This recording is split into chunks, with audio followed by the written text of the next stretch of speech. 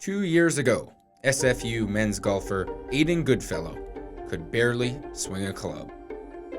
He injured his shoulder in January 2021 and went through rehab during COVID. Goodfellow played 3 tournaments that fall, but wasn't fully healthy. He had to make a decision on shoulder surgery.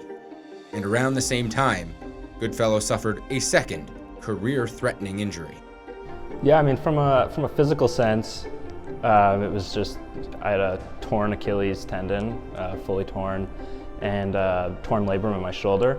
Basically within a couple months of each other, for the most part. I had a surgery done last February, and on top of COVID being right before all this kind of went down, it was a really, really hard year and a half.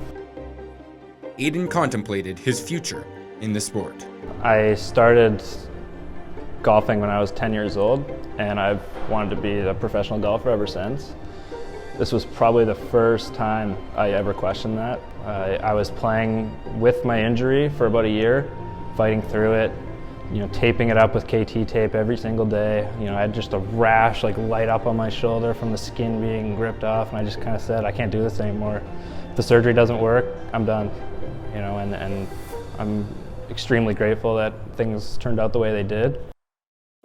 In his first tournament back from surgery, after nearly a year in recovery and away from competition, Goodfellow won the St. Martin's Bishop Invitational in September, leading the Red Leafs to the team title as well.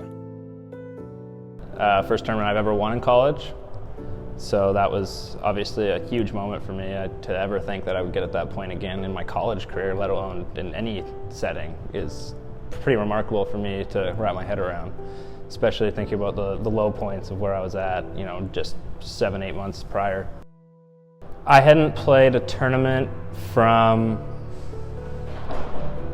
about 2019 until this fall of 2022. I'd played 1 or 2 kind of half hurt, not very well. So this was the first time I felt like I was fully healthy since 2019 playing an event. It's definitely the high point of my time here to even fathom getting to that place in February of the previous year, so just 7-8 months prior. I would have never ever thought that was possible. So having my team there too, they were extremely proud of me, which made it feel even better. They've seen firsthand what it looks like to be that hurt and just hurt overall, mentally and physically. So for them to be standing there watching me make that final putt on the last day, it was pretty special. It's a moment I probably won't ever forget. Goodfellow wants his fellow athletes to enjoy their time here at Simon Fraser, to not take things for granted, and to reach out for help.